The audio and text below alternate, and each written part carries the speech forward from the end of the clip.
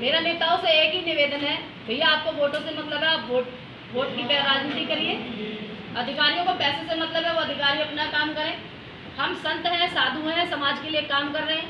भगवान समाज के लिए, धर्म के लिए धारण करा है, तो धर्म में क्या करना है, समाज के लिए क्या करना है, अपने आप देख लेंगे हम। लेकिन कोई भी काम बिना ताकत के, पावर के नहीं हो सकता। तो संत समाज को कम से कम उतनी ताकत दी जाए, उतना सामर्थ्यवान बनाया जाए, जो कम से कम वो धर्म के लिए, समाज के लिए लड़ सके।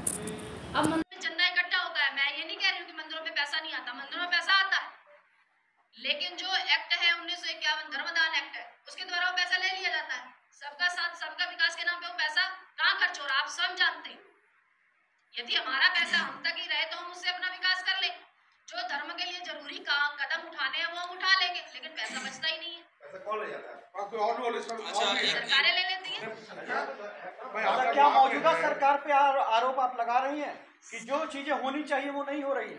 सरकार पे आरोप नहीं है, माननीय योगी आदित्यनाथ ही हर जगह नहीं जाएंगे सारे काम करने के लिए। आरोप है सिस्टम पे, आरोप है व्यवस्था पे, आरोप है हर उस व्यक्ति पे जो गलत देख के कहता है मुझे इस बात से कोई मतलब नहीं है, या भगवान देख लेगा या सिस्टम देख लेगा। और सिस्टम तो वो हमसे ही है ना। सरकारी स्कूलों के तर्ज पे सरकारी गुरुकुल होने चाहिए। नहीं, यहाँ पे एक बात मैं कह देना चाहता हूँ अपनी तरफ से। एक बहुत जरूरी बात यह है, अभी जस्ट हम संदेश न्यूज पे जो है अभी थे, और उसमें अभी मध्य प्रदेश के अंदर एक स्कूल में धर्मांतरण का जो कार्य चल रहा है उस पर डिबेट था। उन्होंने पूछा, और कांग्रेस के और बीजेपी के दोनों प्रवक्ता थे, तो मैंने कहा कि एक बात तो मैं मानता हूं कि कांग्रेस ने गलती की, हिंदुओं के लिए षड्यंत्र किए, 1951 धर्मदान एक्ट लगाया है, धारा 30 किया, सेकुलरिज्म की चक्की में पीसा, 1947 में देश आज़ादी का जो ये षड्यंत्र किया, तो देश उनको इस्लामिक मिले, आज हम भी सेकुलरिज्म के चक्की में पिस रहे हैं। और सबसे बड़ी बात यह है, गौ माता को आज सम्मान नहीं, पिंक रेवोल्यूशन हो रहा है, वो भी मोदी जी के राज में। लेकिन तब भाजपा के प्रवक्ता कांग्रेस पे आरोपित कर रहे थे। मैंने कहा भाई साहब एक बात ध्यान रखिए, हमने बहुत आपको सपोर्ट किया भारतीय जनता पार्टी को, लेकिन 10 साल से केंद्र में सरकार है और डबल सरकार जो है वो प्रदेश में है। आखिर ये किसके ऊपर जिम्मेवारी हो रही है? हर बार निकिता, साक्षी और सोनल और गीता का जो ये लव जिहाद के अंदर हमेशा उनकी हत्याएं हो रही हैं, कौन जिम्मेवार है? क्या बार बार कांग्रेस को ये कह देंगे कांग्रेस ने जो हो, मैं मानता हूं कि कांग्रेस ने बो दिया, उसको साफ करने की जिम्मेवारी किसको दी गई है? आपको सरकार दिया गया ये बताने के लिए कि वो किसी ने षड्यंत्र किया, या ये उस षड्यंत्र को, उस कचरे को साफ करने के लिए? और इस जिम्मेवारी से भारतीय जनता पार्टी बच नहीं सकती, चाहे हम कितने भी बड़े सपोर्टर क्यों ना हो। लेकिन हम सपोर्टर तब तक हैं जब तक वो एक राम मंदिर बना देना, एक 370 के पश्चात और कुछ नहीं सरकार कर रही है। हमारी बेटियां मरती रहेंगी लव जिहाद के अंदर, कोई भी कड़ा कानून नहीं है, ना ही कोई व्यवस्था है, सिर्फ एक बातें हो रही है। इसलिए हम इस बात से नाखुश हैं, और 2024 में शायद स्थितियां बड़ी भयानक होंगी, और पूरे देश के अंदर सनातन धर्म पीड़ित है, परेशान है, हर साधु परेशान है, और उसको कोई सुरक्षा नहीं है, कोई व्यवस्था नहीं है। और 1951 हमें नहीं चाहिए सरकार का पैसा, हमारे मंदिरों का पैसा हमारे साधुओं को मिल जाए वही काफी है। लेकिन सरकारें सबका साथ सबका विकास, किसी मस्जिद पर कोई नियंत्रण नहीं है, किसी चर्च पर कोई नियंत्रण नहीं है, और हमारे मंदिरों पर हमारे चढ़ाए हुए भक्तों का पैसा ले जाते हैं। कोरोना काल के अंदर साधु भूखा मरने को तैयार था। आज साध्वी जी कि साध्वी पूजा ठाकुर जो है ये कासगंज से न्याय मांगने आई हैं, और वहाँ के एसपी ने इनको न्याय नहीं दिया, उनकी सुनवाई नहीं हुई। और माननीय योगी आदित्यनाथ जी से, मुख्यमंत्री जी से और सरकार से मेरा निवेदन है कि इनको न्याय दिया जाए, और जो मांगे हैं, जो सनातन हित में, साधु समाज के हित में, सनातन धर्म के लोगों के हित में है, उसको तत्काल संज्ञान में लेकर उस पर कार्रवाई किया जाए। यदि सरकार इस पर कार्रवाई नहीं करती है तो उसमें बहुत भयंकर अब इस पे आंदोलन होगा, और हम सभी साधु संतों का यह निर्णय है कि इस पर बहुत बड़ा अब एक आवाज उठाया जाएगा, और इसके लिए धरना प्रदर्शन भी होंगे। कितने दिनों का समय दे रहे हैं?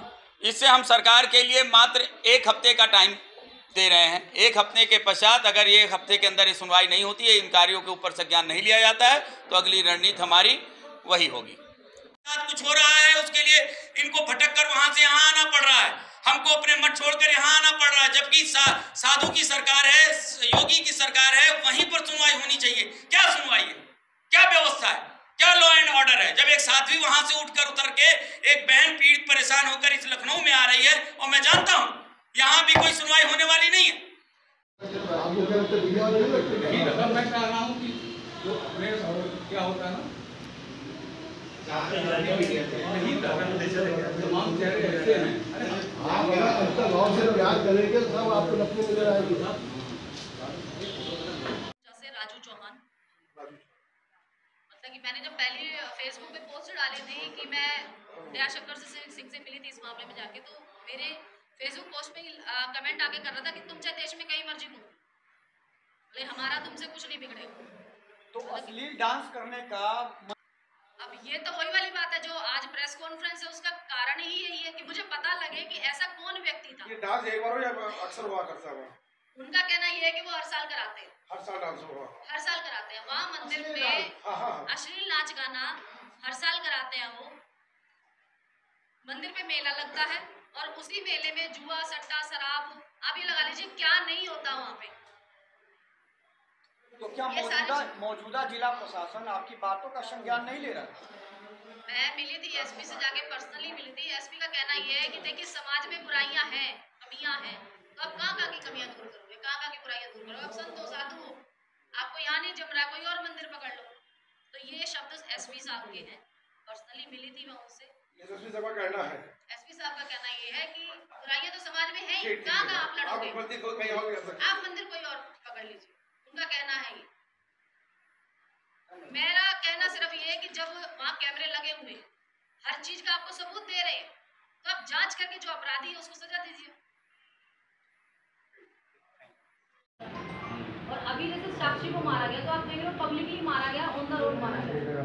और आप ये भी देख लेते हैं कि आजू बाजू से लोग निकल रहे थे, तो कहने का मतलब अपराध तो हो रहा है, लेकिन हमारी एक मानसिकता सेट है कि मुझे क्या, जो करेगा वो करेगा, या तो समाज देख लेगा, पुलिस देख लेगी, नेता देख लेंगे, और या फिर भगवान देख लेगा। आप मानिए या मत मानिए, सरकारें देश को नहीं बदलेगी, संस्कार देश को बदलेगी।